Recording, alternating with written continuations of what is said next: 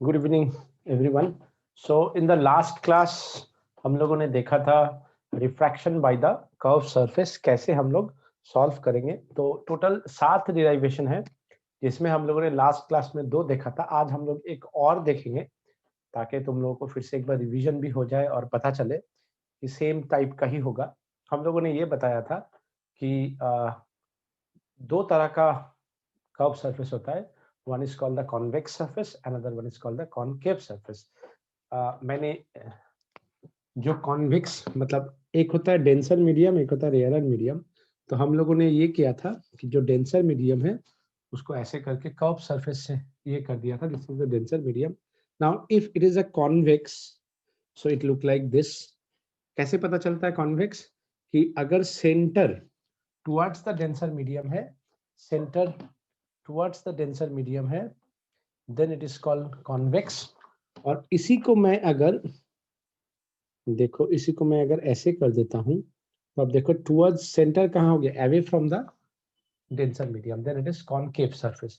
तो आज मैं लास्ट दिन कॉन्वेक्स सरफेस का बताया था, तो आज मैं एक कॉनकेव सरफेस, तो ये मेरा हो गया कॉनकेव, कॉनकेव सरफेस का कर्व सरफेस का ऐसे एक डिराइवेशन कराऊंगा।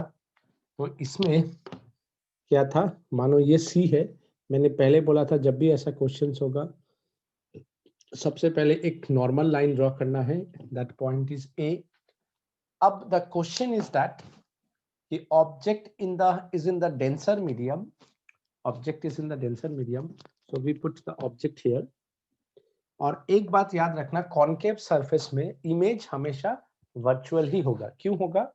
क्योंकि जब ऑब्जेक्ट रियल है तो ये अवे फ्रॉम द नॉर्मल जाएगा। When the light travel from denser medium to rare medium, it move away from the normal. तो देखो लाइट अगर ऐसे आता है, लाइट का रे, तो ये जाने वाला था अवे फ्रॉम द नॉर्मल, मतलब इधर ही आएगा।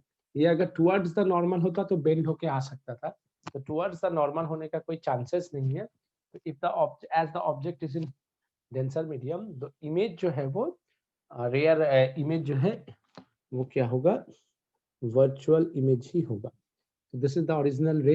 नाउ द रे is moving away from the normal, तो मैंने ऐसे करके रे को ड्रॉ कर लिया और इसको मैंने बैक किया, तो यहाँ पे इमेज फॉर्म हुआ। हमने पहले ही बताया था this point is called the pole, और हमने यहाँ से एक नॉर्मल ड्रॉ किया, लेट इट बी एन।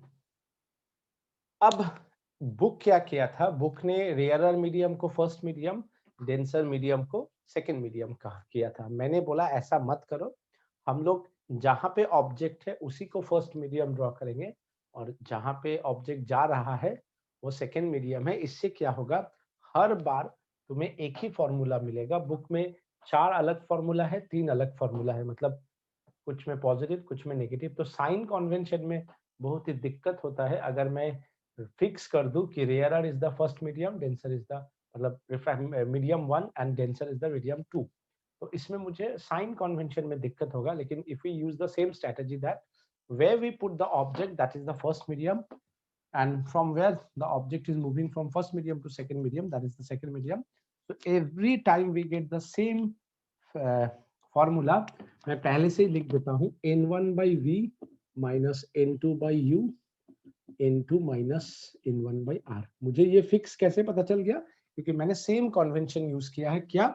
जहां पे ऑब्जेक्ट है वो मेरा फर्स्ट मीडियम है और ये इधर आया तो ये मेरा सेकंड मीडियम है। अब मेरा जो क्वेश्चन बोला है उसको भी सेटिस्फाई करना है, तो क्वेश्चन के हिसाब से इसने बोल दिया है कि object is in the denser medium, तो मुझे ये मेंशन कर देना पड़ेगा n1 is greater than n2। अब अकॉर्डिंग टू क्वेश्चन मैं एकदम परफेक्टली ओके हूँ। See, the object is in denser medium and we put this one is denser medium, n1 is greater than n2, so everything is now perfect। अब देखो ये मेरा normal है, ये मेरा नॉर्मल है और ये मेरा इंसिडेंट रे है, तो ये मेरा जो एंगल है ये एंगल ऑफ इंसिडेंट हो गया। अब जब ये जा रहा है ये अगेन नॉर्मल के साथ, मतलब ये वाला जो एंगल है ये एंगल ऑफ रिफ्रैक्शन हो गया, एंगल ऑफ रिफ्रैक्शन हो गया। और मैंने बार बार बोला था ऑब्जेक्ट वाला एंगल को अल्फा, इमेज वाला एंगल को गामा और सेंटर ऑफ कर्वेचर वाला एंगल को बीटा। इसके बाद मैंने बोला था कि तुम्हें सिर्फ ये याद रखना है, इसको मैंने ए माना था, दो ट्रायंगल याद रखना, एक AC कॉमन, एक बार O लेना है, AC कॉमन एक बार I लेना है। तो ये दो ट्रायंगल से तुम्हें लिखना है, अगर तुमने लिख दिया तो बाकी ऑटोमेटिक आ जाएगा। जैसे in triangle ACO, I is the external angle, तो external angle is the sum of the two internal angle, so I is equals to alpha plus beta, and in triangle ACI,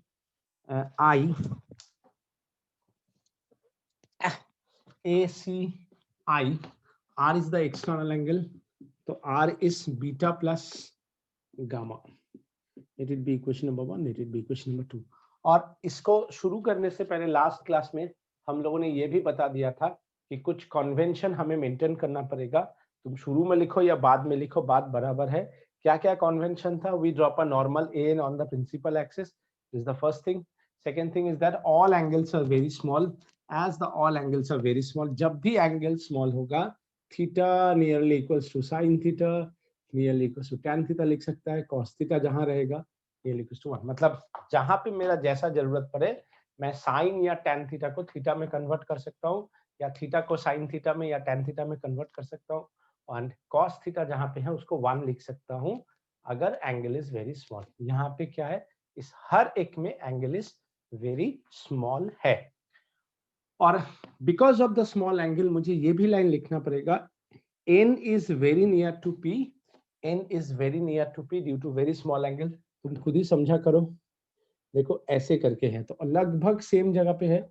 अगर ये angle छोटा कर दोगे तो ये एकदम ऐसे जगह पे आ जाएगा, सो लगभग सेम जगह पे है।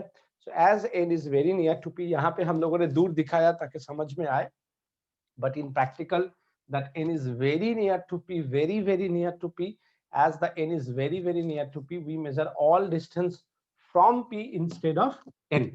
बस अब मुझे सिर्फ क्या करना है, सबसे पहले मुझे लॉज ऑफ रिफ्रैक्शन लगाना है। तो from laws of refraction, from laws of, हाँ सर जो कनकेव है पोर्शन, फिर उसको और डीप कर देंगे अगर किया जा रहा है, और तब तो सर पोल और वो चेंज हो जाएगा, तो सर सारा कन्वेंशन अलग हो जाएगा फिर। क्यों अलग होगा? लास्ट दिन देखो मैंने क्या बताया था, ऐसे किया था कॉन्वेक्स, इसी को डीप मारो ना, ये कॉन्वेक्स है, क्या प्रॉब्लम है?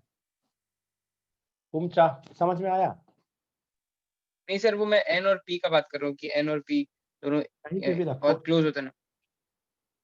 मानो यहाँ पे रखा, यहाँ से ड्रॉप किया, एन और पी तो का आसपास ही है, लेफ्ट राइट को, अरे एकदम आसपास, 1 रुपया कम 1 रुपया ज्यादा क्या फर्क पड़ता है? तुम्हारा पास 1 करोड़ 1 रुपया है, और या 1 करोड़ से 1 रुपया कम है, बोलोगे तो 1 करोड़ रुपया, ये थोड़ा ही बोलोगे 99,99,000 तुम्हारा 99,99,999 रुपया है, या 1 करोड़ 1 रुपया है, 1 करोड़ ही बोलोगे ना,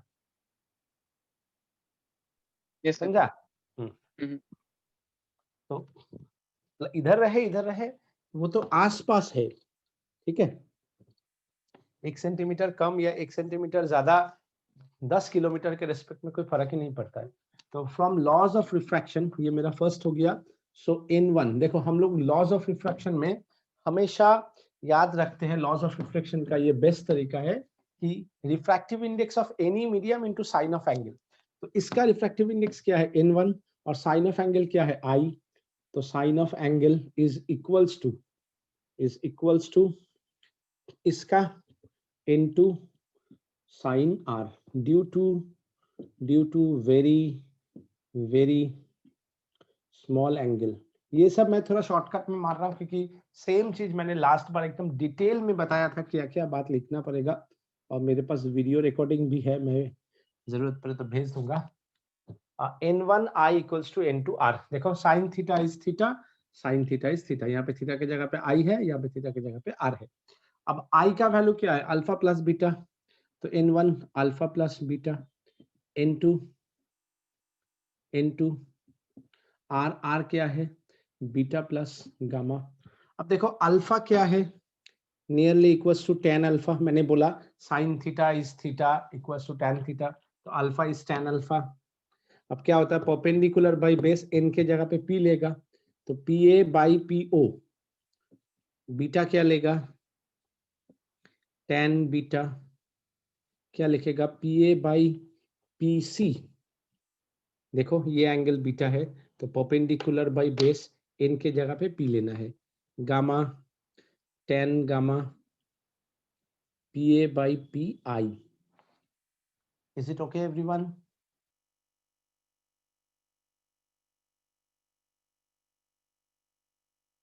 Okay. अब if we put these values, after that, after putting this value, n1 alpha के जगह पे मैं क्या लिख सकता हूँ, अल्फा के जगह पे मैं क्या लिख सकता हूँ, अल्फा के जगह पे लिख सकता हूँ pa by po plus beta के जगह पे क्या लिख सकता हूँ, pa by pc equals to n2, beta के जगह पे क्या है, pa by pc plus gamma के जगह पे क्या है, pa by pi, pa by pi। समझ में आया? अब तुम खुद ही देखो, अब तुम खुद ही देखो, जब मुझे ये मिल गया, अब मुझे लेना पड़ेगा साइन कन्वेंशन। मैंने साइन कन्वेंशन में क्या बोला था, if we move on the direction of ray we use the positive direction, if we move opposite direction of the ray we use negative sign, we measure all the distance from the P. देखो object से ray इधर आया, तो ये वाला direction मेरा positive है और ये वाला डायरेक्शन नेगेटिव है। मेजरमेंट कहाँ से करना है, पोल।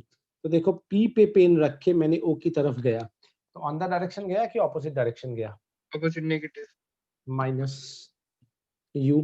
I देखो यहाँ पे है, तो मैंने इधर गया तो नेगेटिव V, और रेडियस ऑफ कर्वेचर देखो ये के डायरेक्शन में गया, तो क्या लिखूंगा, प्लस R, है कि नहीं बोलो। तो अब देखो N1 PA cancel, PO is minus U, N1 by PC is plus R, N2 by PC is plus R, N2 by PI is minus V। अब V को इधर ले आओ, N2 by V minus N1 by U equals to N2 minus N1 by R। Book में देखोगे ये उल्टा किया हुआ है, ठीक है, N1 by U minus N2 by V, क्योंकि तुमने साइन चेंज किया था। तो मेरे लिए हर बार सातों का सातों में सेम फॉर्मूला आएगा, जितना न्यूमेरिकल करेगा सेम फॉर्मूला यूज करेगा, तो नो कंफ्यूजन। बीच में कहीं गलती हुआ तो मुझे मालूम है फाइनल मेरा ये आएगा, तो फाइनल आंसर में ये लिख देगा इधर उधर करके, तो एग्जामिनर को पता भी नहीं चलेगा बीच में क्या किया है, अगर वो थ्रू आउट नहीं चेक करेगा। और तुमने कन्वेंशन ठीक किया है तो उसको काटने का भी कोई हक नहीं है, ठीक है। तो इसीलिए ये करने से क्या, ये कन्वेंशन क्या है, कन्वेंशन क्या है कि कन्वेंशन है मेरा कि जहां ऑब्जेक्ट है उसको फर्स्ट मीडियम लो, जिधर जाएगा उसको सेकंड मीडियम लो।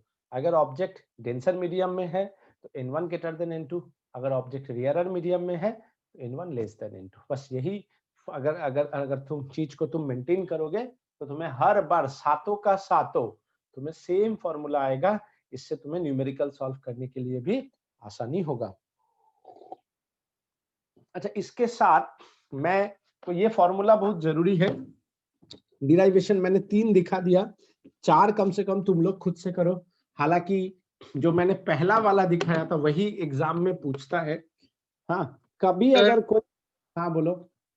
सर वो जो ऊपर आपने फॉर्मूला लिखा है वो N1 by V होगा या N2 by V? हो sorry sorry, n2 by v minus n1 by u, sorry n2 by v minus n1 by u equals to n2 minus n1 by r, यही लिखाया था ना बाद में भी, पहले भी।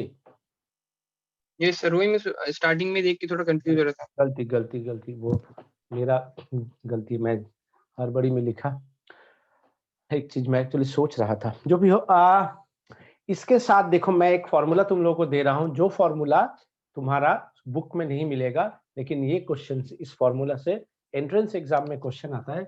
मैग्निफिकेशन जो होता है वो n1v by n2u होता है, इस बात को याद रखना।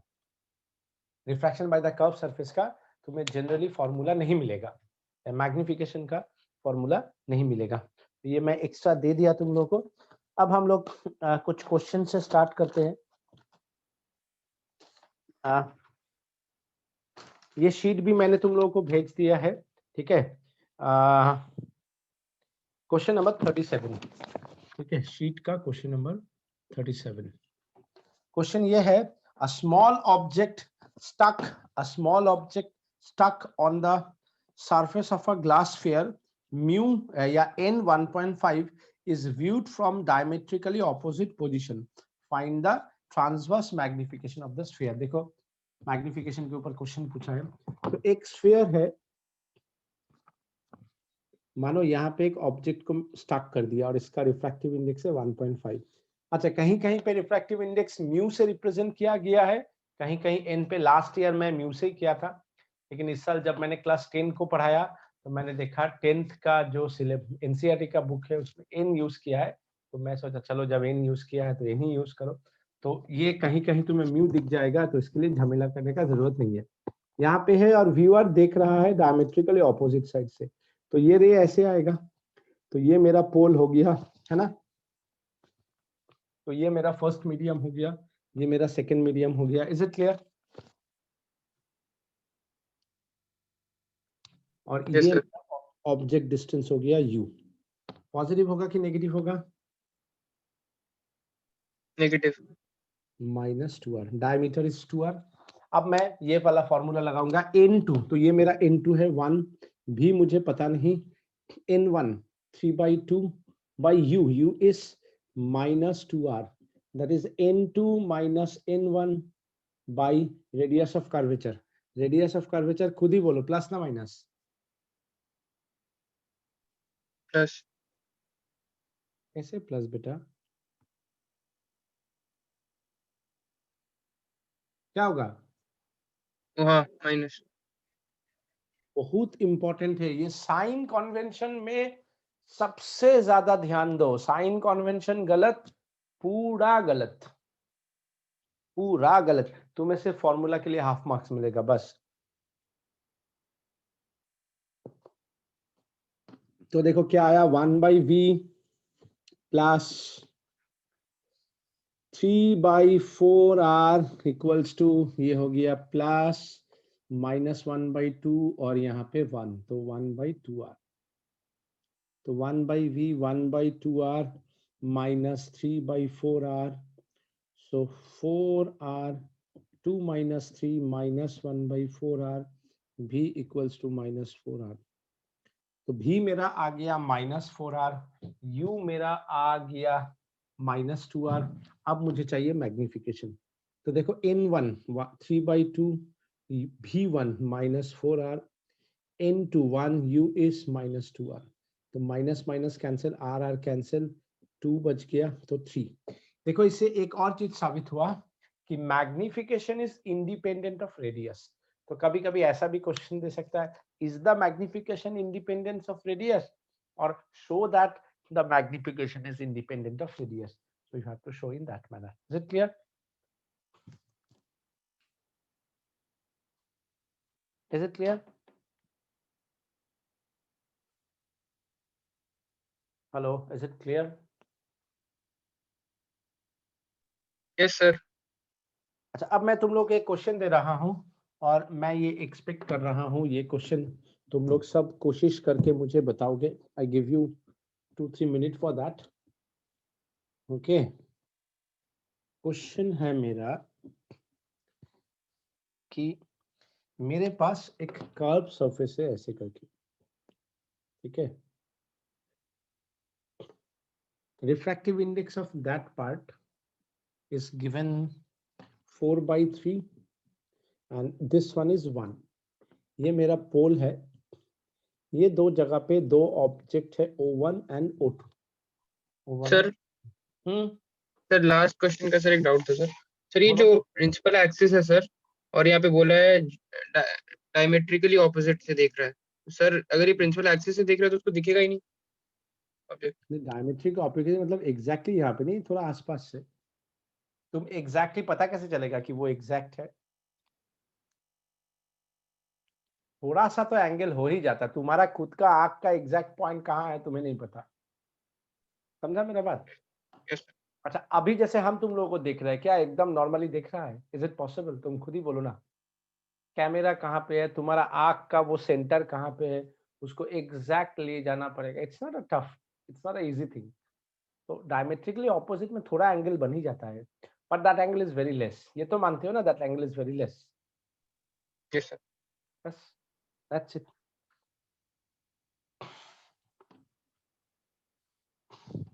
अब देखो तो क्या बोला है, ये भी 10 सेंटीमीटर है, ये भी डिस्टेंस 10 सेंटीमीटर है, और रेडियस ऑफ कर्वेचर है 30 सेंटीमीटर. अब बोल रहा है, देखो इसका जो क्वेश्चन है, where will object O1 appear if seen from O2. Question number 1 है, where will object O1 appear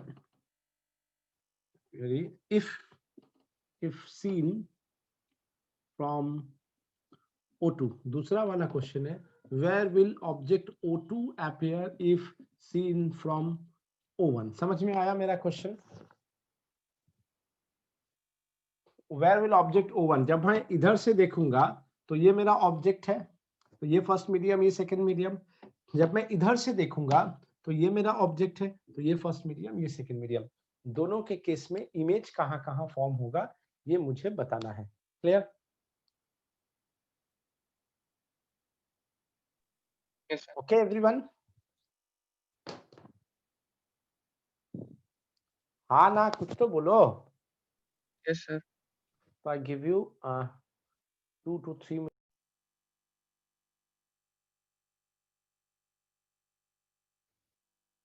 कितना आंसर आया? See, if we seen from, sir निकाल रहे हैं एक. अच्छा,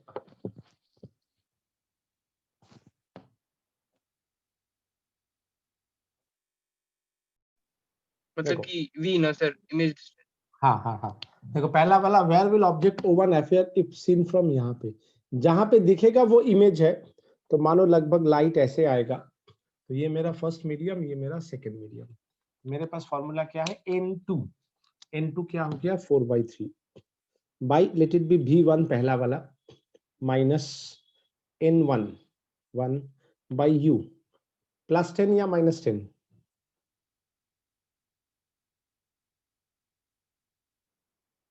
बोलो श्रेया, बोल प्लस ना माइनस, शहनाज बोलो प्लस ना माइनस, माइनस. n2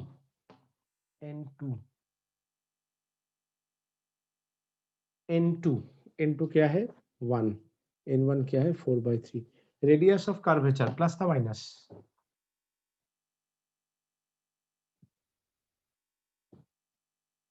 बोलो माइनस. वेरी गुड, क्योंकि रेडियस ऑफ कर्वेचर इधर है, सेंटर ऑफ कर्वेचर, -30. तो क्या हो गया 4/3 V1, यहाँ पे दिया हुआ है 30 सेंटीमीटर, प्लस 1/10, ये हो गया -1/3, और यहाँ पे प्लस 1/90. तो ये हो गया 4/3 V1 is 1/90 minus 1/10, that is 91 minus 9 ना.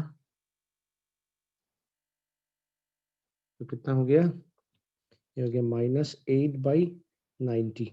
ये गया इसके साथ 30, ये गया इसके साथ 2, ये गया इसके साथ 15. Very good, B1 is -15 centimetre. आया?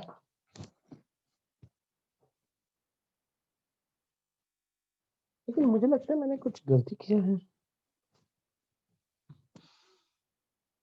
4/3 ना, मैंने कुछ डेटा में गलती नहीं किया ना. एक मिनट रुको तो, μ2 4/3 by V1 minus 1/-10 equals to μ2. देखा, उल्टा हो गया, 4/3 - 1. साइन कन्वेंशन में गलत, मतलब बहुत बड़ा गलत. μ2 4/3 - 1, क्योंकि इसका आंसर जो है ना वो 12 सेंटीमीटर है, तो -1/3, तो ये हो गया माइनस, है ना, तो अब देखो ये हो गया माइनस, यस सर, मैं भी सर वही 1 - 4/3 किया था। थोड़ा सा गलती ना, ये पूरा क्वेश्चन गलती हो जाता है, तो बहुत ही संभाल संभाल के करना पड़ेगा, ठीक है। तुम लोग देखा, तो अब देखो ये काटो 3, तो V1 इज -12 सेंटीमीटर। देखा कितना गलत आंसर आ गया, एक छोटा सा मिस्टेक, तो V1 is 12 centimetre. Second part of the question, second part of the question देखो, अगर अब मैं क्या करूंगा कि मेरा पूरा कहानी पलट जाएगा। अब मेरा है यहां से रे आएगा और व्यूअर यहाँ पे है ना। तो अब देखो मेरा ये हो गया फर्स्ट मीडियम, ये हो गया सेकंड मीडियम। समझ में आया मेरा बात? तो इसीलिए मेरा ये फॉर्मूला बेस्ट फॉर्मूला है कि हर जगह पे मैं without any hesitation, without my second thought I can use it. So अब मेरा देखो म्यू टू कितना है 1/v2 minus mu 4/3 minus u1 -10, that is mu 1 minus mu1 4/3 by radius of curvature. Tell me plus or minus. +30। Very good, +30। थोड़ा सा minutely करो, जरूरत पड़े तो एक बार चेक कर लो, और अगर थोड़ा धीरे धीरे करोगे तो चेक करने का जरूरत नहीं पड़ेगा। यहाँ पे हो जाएगा -1/90 ना, माइनस ही होगा ना, हाँ। तो 1/v2 -1/90 -4/30, that is 91 minus 12, so v2 is -90/13। हाँ ठीक है ना।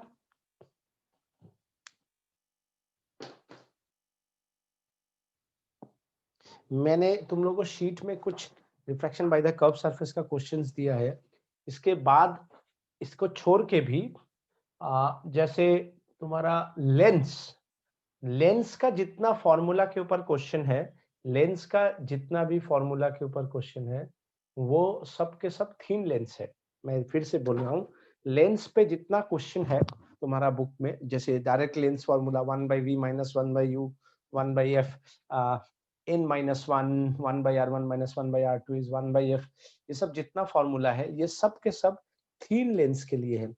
कहीं पे अगर गलती से दिखाई दे तुम्हें द लेंस इज थिक, मतलब 2 centimetre 3 centimetre 4 centimetre, they give you the width of the lens. जहां विड्थ ऑफ द लेंस दे दिया है तो समझ लेना वो थीन नहीं है, वो थिक है। और जहां थिक लेंस है तुम्हें फिर से refraction by the curve surface से करना पड़ेगा। तो हम लोग इसके बाद वाला जो क्लास है, हम लोग लेंस का कुछ क्वेश्चन, लेंस का डिराइवेशंस करेंगे। नेक्स्ट जिसके बाद जो क्लास होगा उसमें हम लोग लेंस का डिराइवेशन करेंगे, लेंस का कुछ क्वेश्चंस देखेंगे, और उसके बाद फिर से हमें 2 क्वेश्चन देखना है refraction by the curve surface के ऊपर। लेकिन देखने में लेंस है पर लेंस का काम नहीं है।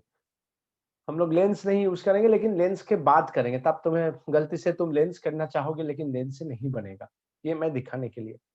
अभी हम जो स्टार्ट करेंगे, हम स्टार्ट करेंगे लेंस।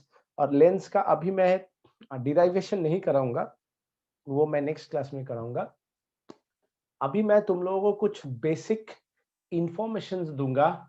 जब भी कोई न्यूमेरिकल करो वो तुम्हारा सामने रहना, एकदम मुंह जबानी रहना बहुत ज्यादा जरूरी है, बहुत बहुत बहुत ज्यादा।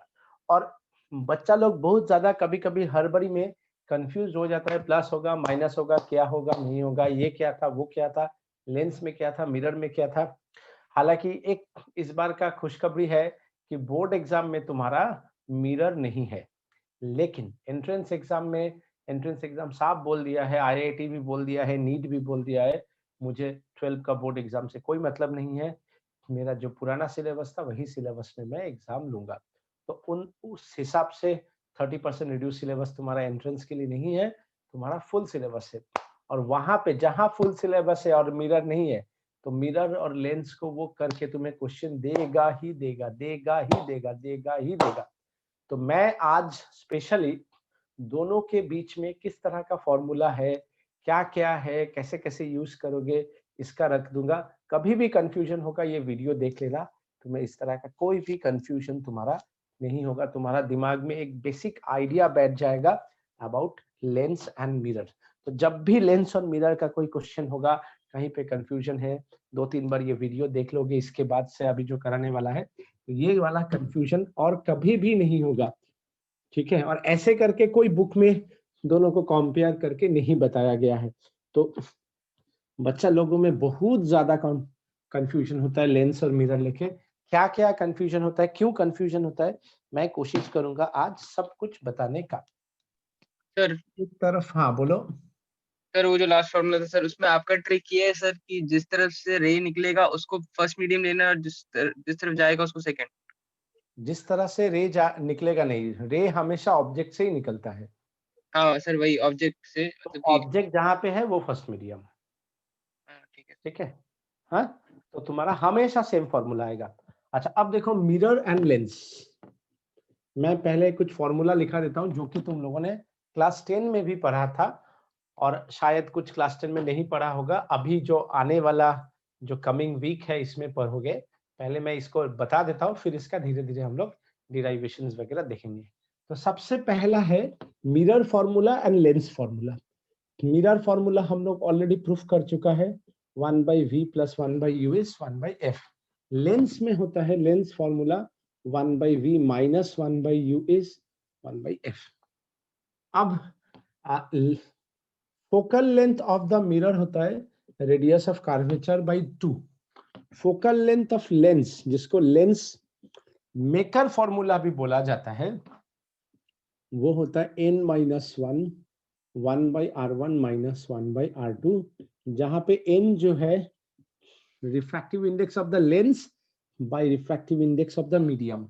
ये दोनों का रिलेटिव टर्म होता है, मतलब this lens is the, this refractive index is the relative refractive index of the lens with respect to medium. ये सब का सब थिन लेंस के लिए बातें हैं, ठीक है। अच्छा, कॉन्वेक्स का फोकल लेंथ पॉजिटिव, कॉनकेव का फोकल लेंथ नेगेटिव। तो ये यहाँ पे भी है, कॉन्वेक्स का फोकल लेंथ पॉजिटिव, कॉनकेव का फोकल लेंथ नेगेटिव। एक मुझे सिमिलरिटीज मिला दोनों का, कॉनकेव का फोकल लेंथ पॉजिटिव, कॉनकेव का फोकल लेंथ दोनों का नेगेटिव। अच्छा, इसके बाद पावर का अगर हम बात करें, अच्छा पावर बाद में, मैग्निफिकेशन का अगर बात करें, height of the image by height of the object दोनों में होता है सेम, लेकिन यहाँ पे माइनस v बाई यू किया जाता है और यहाँ पे प्लस v बाई यू। ऐसा क्यों है? क्योंकि अगर मेरे पास एक मिरर है, ये अगर ऑब्जेक्ट है, इसका रियल इमेज यहां होना चाहिए था इस साइड में, लेकिन ड्यू टू सिल्वरिंग ये इस साइड में रियल होता है। तो यहां होना चाहिए था, इधर है इसलिए नेगेटिव। और लेंस में क्या है, जिधर होना चाहिए उधर ही हो रहा है इसलिए पॉजिटिव। यहाँ पे क्यों नहीं उल्टा? अगर ये नहीं होता तो ये यहाँ पे होता, तो ये उल्टा है, और मिरर के बावजूद ये उल्टा ही है। तो ऐसा नहीं मिरर के लिए ये वर्टिकली उल्टा होता है, ये हॉरिजॉन्टली, मतलब एक्स एक्सिस उल्टा होता है, लेकिन वाई एक्सिस मिरर के लिए उल्टा नहीं होता है। तो वाई एक्सिस में देखो height of the image by height of the object same है, लेकिन एक्स एक्सिस में क्योंकि ये उल्टा होता है तो एक्स्ट्रा नेगेटिव साइन है। शायद मैं क्लियर कर पाया मैं क्या बोलना चाह रहा हूं। Is it clear everyone? Hello? Yes sir. तो इसीलिए जब भी लेंस और मिरर में बच्चा लोग क्या करता है, height of the image by height of the object, height of the image by height of the object. Magnification में मिरर में ये नेगेटिव साइन लेना भूल जाता है, या मिरर में ज्यादा नेगेटिव साइन प्रैक्टिस किया है तो लेंस में भी नेगेटिव साइन घुसा देता है। तो ना लेंस में नेगेटिव साइन लिखना है और मिरर में नेगेटिव साइन लिखना है। समझ में आया? लेंस में नेगेटिव साइन नहीं लिखना है, v बाई यू में, मिरर में लिखना है, लेकिन हाइट ऑफ द इमेज दोनों के लिए सेम है। इसके बाद पावर अगर मुझे कहेगा, सो पावर मिरर के लिए 1/f इन मीटर और 100/f इन सेंटीमीटर। यहाँ पे पावर क्या होता है, 1/f in metre, 100/f in centimetre. तो यहाँ पे एक एक्स्ट्रा साइन है, फिर से वही साइन का कारण है सिल्वरिंग। अच्छा, अगर मेरे पास एक से ज्यादा मिरर या लेंस है तो नेट मैग्निफिकेशन को हम ऐसे करके मल्टीप्लाई करते हैं। यहाँ पे भी हम लोग मैग्निफिकेशन को मल्टीप्लाई करते हैं, ठीक है। In fact refraction by the curve surface में भी हम लोग जितना सारा होगा, दो अलग अलग कर्व सरफेस है तो उसका भी मैग्निफिकेशन को मल्टीप्लाई करते हैं। Refraction by the curve surface के लिए n1 v by n2u, यहाँ पे v1 by u1, v2 by u2 dot dot dot, यहाँ पे minus v1 by u1 minus v2 by u2 dot dot dot. इसके बाद पावर हमेशा एडिंग फॉर्म में होता है, कहीं पे भी हो, इसीलिए, लेकिन पावर का वैल्यू प्लस माइनस हो सकता है, लेकिन पावर इज एडिंग फॉर्म में होता है। इसीलिए इसका मिरर का फॉर्मूला में हम नहीं जा रहा है, इसको डायरेक्ट -1/f करके सब में जाएगा। अब माइनस में फोकल लेंथ पॉजिटिव भी हो सकता है, नेगेटिव भी हो सकता है, इसलिए हम इसका नहीं जा रहे हैं और इसको देता भी नहीं है। मिरर में है, लेंस में आसानी क्या है, 1/f1 प्लस 1/f2 ऐसे करके लिख सकते हो, इसका भी लिख सकते हो। और फाइनल जो होगा ये -1/f होगा, y माइनस, बिकॉज ये वाला फॉर्मूला। तो तुम्हें I think you understand the similarities and dissimilarities between mirror and lens. Is it okay, everyone?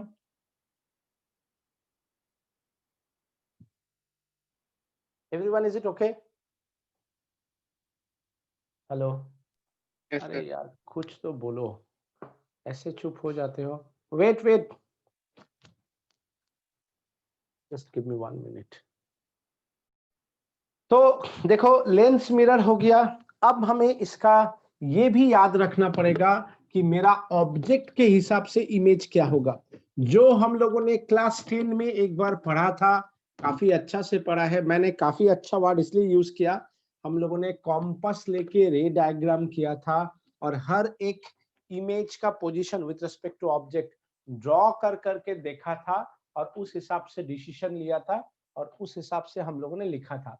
और रियल ऑब्जेक्ट के लिए वर्चुअल का जरूरत नहीं है, जनरली वर्चुअल का वैसे करके देता नहीं है, पर रियल का ऑब्जेक्ट के हिसाब से क्या क्या होने वाला है तुम्हें ये दिमाग में रखना पड़ेगा, क्योंकि इसके ऊपर बेसिस करके you can take so much decision instantly कि मुझे ये है, अच्छा ये करना चाहिए, ये है, अच्छा वो करना पड़ेगा, कर सकते हैं। अच्छा ये दिया है इसका मतलब ये वाला लेंस होगा, अच्छा ये दिया है इसका मतलब ये वाला लेंस होगा। ये डिसीजन तुम इंस्टेंटली ले सकते हो अगर तुम्हें इसके बारे में मालूम है।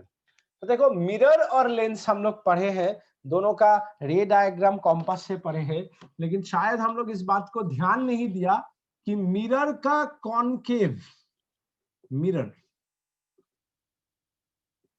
और लेंस का कॉन्वेक्स लेंस का वो जो 6 जो तुम लोगों ने रे डायग्राम किया था वो सेम था। I show you. U is U for object, V for image, M indicates you which type of image you have. U for object, V for image, M Sir, for M magnification नहीं है?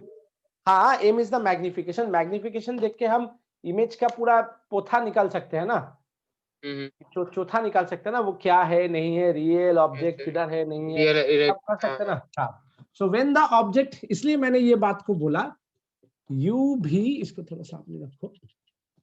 तो देखो when the object is at infinity, convex concave mirror, when the object is at infinity, image formed at focus, m is less than -1। याद आया?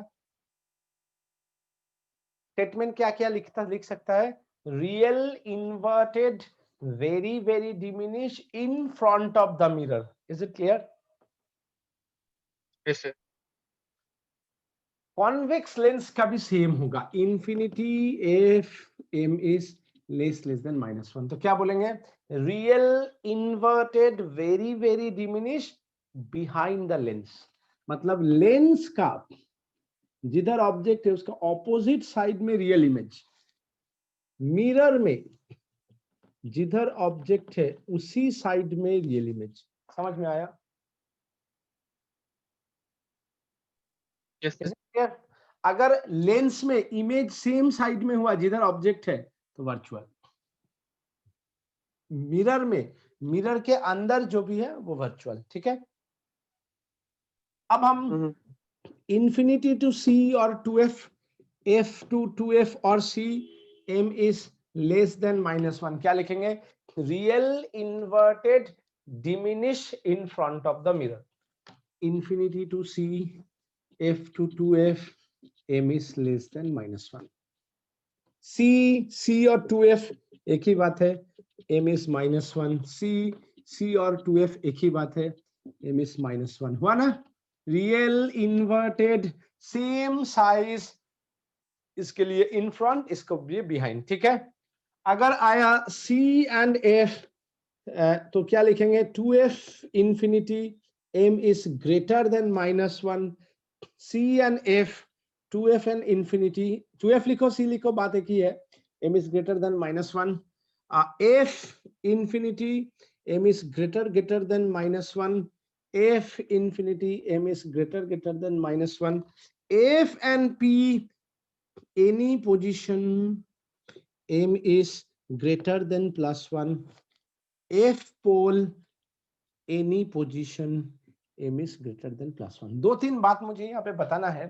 पहला बात है, देखो इससे हमें एक चीज नोटिस किया कि कॉनकेव मिरर और कॉन्वेक्स लेंस, पहला बात तो दोनों सिमिलर है. दूसरा नोटिस किया, concave mirror and convex lens पे मैग्निफाइड इमेज 2 बार हो सकता है ना? एक बार रियल, एक बार वर्चुअल. सपोज तुम्हें बोल दिया कि कॉनकेव मिरर है and the image is 3 times magnified. ठीक है, कॉनकेव बोल दिया है, 3 टाइम्स मैग्निफाइड बोल दिया, लेकिन रियल और वर्चुअल नहीं बोला है. So you have to use both.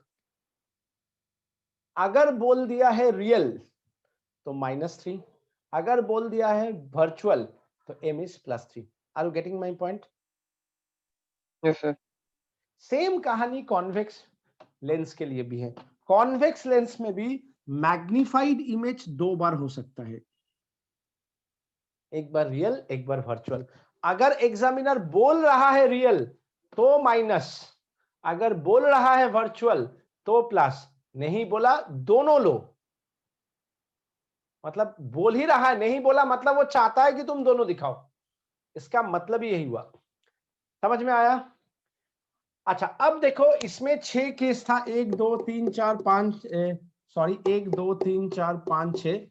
इसके बाद था convex mirror and concave lens. तो देखो कॉनकेव मिरर में अगर इंफिनिटी पे है, फोकस पे होगा. अच्छा, मैंने ये एनी पॉइंट जो लिखा था इसका क्या मतलब है? देखो मैग्निफाइड, मैग्निफाइड का मतलब है पोजीशन ऑफ द इमेज और हाइट ऑफ द इमेज बड़ा होगा. तो ऑब्जेक्ट जहां भी होगा P और F के बीच में, P और F के बीच में इमेज जो है F के बाद ही होगा. समझ में आया? बड़ा मतलब उससे ज्यादा होगा तभी ना. समझा मेरे बात? यस. हाँ, यहाँ पे भी एनी पॉइंट लिखा है, मतलब कहीं पे भी हो सकता है, लेकिन ऑब्जेक्ट का डिस्टेंस से इमेज का डिस्टेंस ज्यादा बड़ा होगा, यही कहने का मतलब है. अच्छा, infinity F M is less than +1. अच्छा, लेस नहीं, less than +1. Infinity F M is less than +1, मतलब बहुत ही ज्यादा छोटा, very very diminish, virtual erect, in front of the lens, behind the mirror. Is it clear?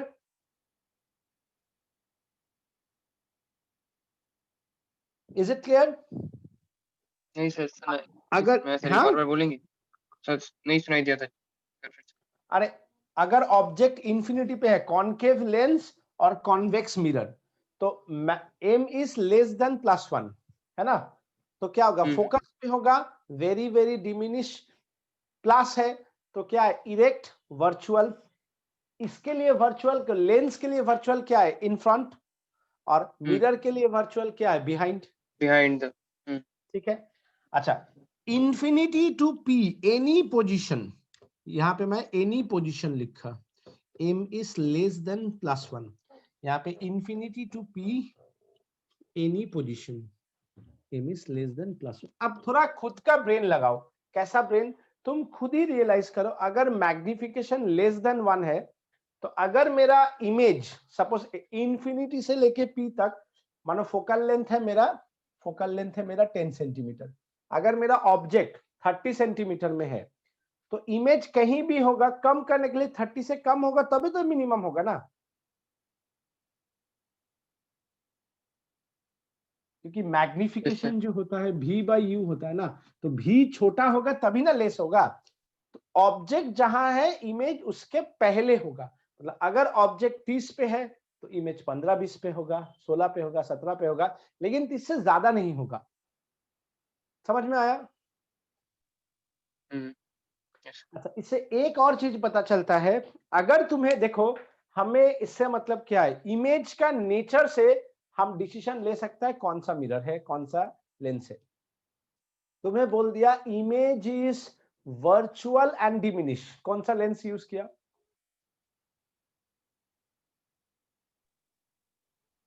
Concave. Concave. देखो सामने में है, image is real and diminish, convex lens. Image is real and magnified, real and magnified. Concave mirror. कैसे concave? Convex lens, lens का मैं बात कर रहा हूं, वो लेंस का। अच्छा, लेंस का। मिरर तो तुम लोगों को अभी आउट ऑफ सिलेबस है, फिर भी मैं करा दिया। वर्चुअल एंड मैग्निफाइड कौन सा लेंस?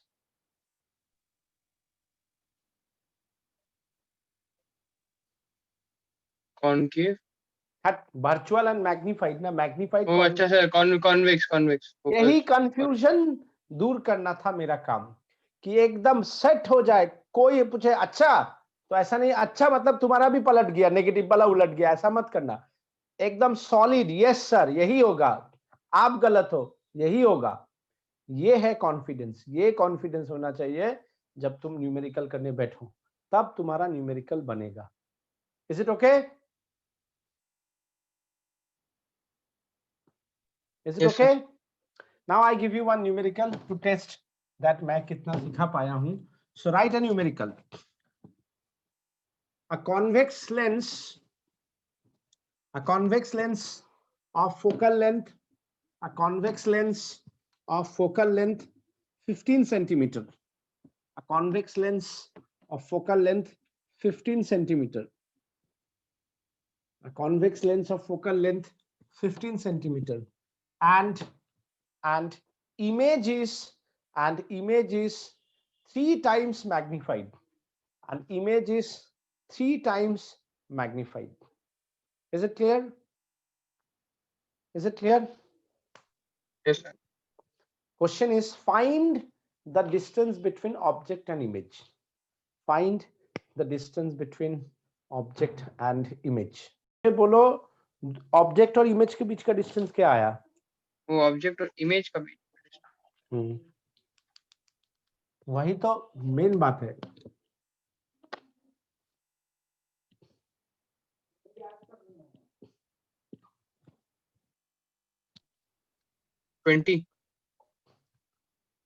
सिर्फ 20 आया? -20। देखो मैंने बोला मैग्निफिकेशन इज 3 टाइम्स, लेकिन मैंने रियल और वर्चुअल नहीं बोला, तो मैंने बोल दिया फिर भी तुम लोग गलती किया। देखो रियल और मैग्नीफाइड वर्चुअल नहीं बोला है, तो you have to write both. मुझे बोथ लिखना है, तो v by u, v equals to -3u, v equals to +3u। अब मेरा फॉर्मूला है 1/v minus 1/u is 1/f, तो -3u माइनस u 15, तो 3u -1 -3 1/15, 5 10 15, u is -20 सेंटीमीटर, तो v is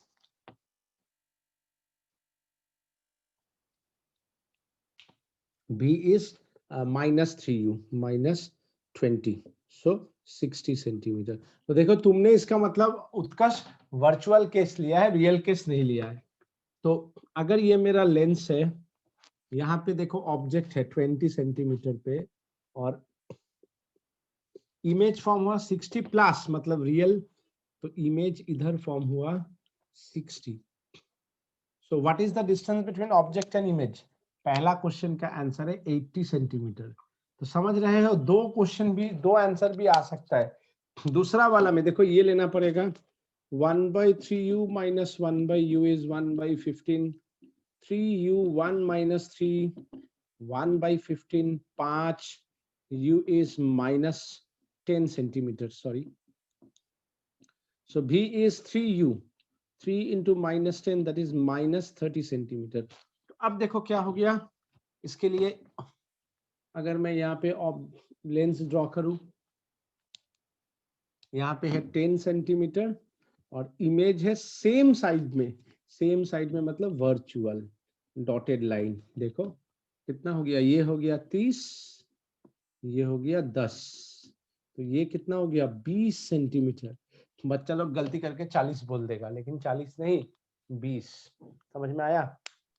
सर एक बार और बता दीजिए। कहाँ पे बोलो? सर भी फर्स्ट वाला समझ नहीं है। ये वाला? जी सर। देखो फोकल लेंथ कॉन्वेक्स दिया है 15 सेंटीमीटर, कॉन्वेक्स का फोकल लेंथ प्लस होगा। अब बोला है इमेज इज 3 टाइम्स मैग्नीफाइड, ना वर्चुअल बोला है ना रियल बोला है। अगर वर्चुअल बोलता तो +3 लेता, रियल बोलता तो -3 लेता। क्योंकि बोला नहीं है तो मैंने दोनों लिया, +3 भी लिया, -3 भी लिया, +3 भी लिया, minus for real plus for virtual. मैंने यहाँ पे पूरा दीवार लगा दिया। तो अगर मैं -3 लेता हूं तो मेरा भी होता है -3u, अगर मैं +3 लेता हूं तो भी होता है 3u। सो लेंस फॉर्मूला है 1/v minus 1/u equals to 1/f। अगर मैं ये लूं तो v के जगह पे 1/-3u minus 1/u, focal length 15, यहाँ से मुझे u का वैल्यू -20 सेंटीमीटर आया है। तो v कितना आएगा -3u -20 तो +60। माइनस मतलब इन फ्रंट, प्लस मतलब उस साइड में, इमेज उस साइड में रियल होगा तो ये 20 ये 60, ये object real image real, distances देखो ये 20 ये 60 कितना हो गया 80 सेंटीमीटर। यहाँ पे देखो v के जगह पे +3u लिया, क्योंकि मेरा दोनों केस हो सकता है, मैं दोनों लिखना पड़ेगा। अगर रियल बोलता ये वाला लिखता, वर्चुअल बोलता ये वाला लिखता, क्योंकि बोला नहीं है तो मुझे दोनों दिखाना पड़ेगा। तो 3u minus u इतना, इसको करके u आया -10 सेंटीमीटर। अगर u -10 v is 3u तो 3 into -10 -30, तो -10 और माइनस मतलब इन फ्रंट, तो देखो -10 -30, और जहां ऑब्जेक्ट है उधर अगर इमेज फॉर्म हो रहा है, लेंस के लिए वो वर्चुअल है। लेंस में उल्टा साइड में रियल, सेम साइड में वर्चुअल, तो वर्चुअल। तो ये दोनों का बीच में कितना, 30 से 10 माइनस हुआ तो 20 सेंटीमीटर। जी सर। अच्छा, तो ये है फंडा। आज का वीडियो एक दो बार ध्यान से देखना, न्यूमेरिकल के लिए बहुत ज्यादा इंपॉर्टेंट है। नेक्स्ट क्लास में मैं सबसे पहले लेंस मेकर फॉर्मूला और लेंस फॉर्मूला कराऊंगा, जहां ये हो जाएगा फिर डिफरेंट न्यूमेरिकल लेंस का कराऊंगा। तो आज का क्लास अगर अच्छा से समझ में आएगा, ये सब दिमाग में रहेगा, तो धड़ाधड़ न्यूमेरिकल बनेगा। फिर कॉम्बिनेशन ऑफ लेंस पढ़ाऊंगा, फिर तुम्हारा refraction by the curve surface का थिक लेंस पढ़ा दूंगा, थिक लेंस के ऊपर क्वेश्चन दे दूंगा, फिर मैं चला जाऊंगा तुम्हारा दोनों का कॉम्बाइन करके लेंस। बस जहां लेंस हो गया बस ये पार्ट खत्म, फिर शुरू होगा। अच्छा, फिर वो लेंस को काटना सिखाऊंगा कि अगर हम वर्टिकल काटा, हॉरिजॉन्टल काटा, लेंस का क्या क्या प्रॉपर्टीज है, कब कब कैसा कैसा होता है, इंपॉर्टेंट नोट में ये करवा दिया, लेंस खत्म। फिर मेरा चला गया इंस्ट्रूमेंट। तो 2 क्लास में मेरा लेंस खत्म हो जाएगा, फिर मैं इंस्ट्रूमेंट में जाऊंगा। इंस्ट्रूमेंट में मिनिमम 2 क्लास चाहिए, तो 4 क्लास में रे ऑप्टिक्स खत्म। मतलब 4 क्लास मतलब 15 दिन, 15 दिन में तुम्हारा रे ऑप्टिक्स खत्म। फिर लगभग 5-6 क्लास लगेगा, वेव ऑप्टिक्स खत्म, फिर बचा सिर्फ मॉडर्न क्लास। ठीक है तो ये जो सर आप दिए सर वी यू और एम वाला पूरा चार्ट, ये पूरा याद करना ना? याद क्यों, ये तो तुम लोग क्लास 10 में कितना बार किया है सर। क्लास 10 का याद थोड़ी ना है सर। अरे ऑब्जेक्ट इन्फिनिटी पे है, इमेज फोकस पे है, अब उसको इधर से लाओ, इसको इधर से ले जाओ, हो गया। टी पे सेम होगा, बस याद रखना, समझा ना। इन्फिनिटी से आएगा फोकस की तरफ, फोकस से ये इन्फिनिटी तरफ जाएगा। किसका? मिरर का कॉनकेव, लेंस का कॉन्वेक्स। और कॉनकेव लेंस का तो हर केस में मिनी छोटा ही होगा और वर्चुअल होगा। ठीक है, Yes, sir. चलो दैट्स इट फॉर टुडे।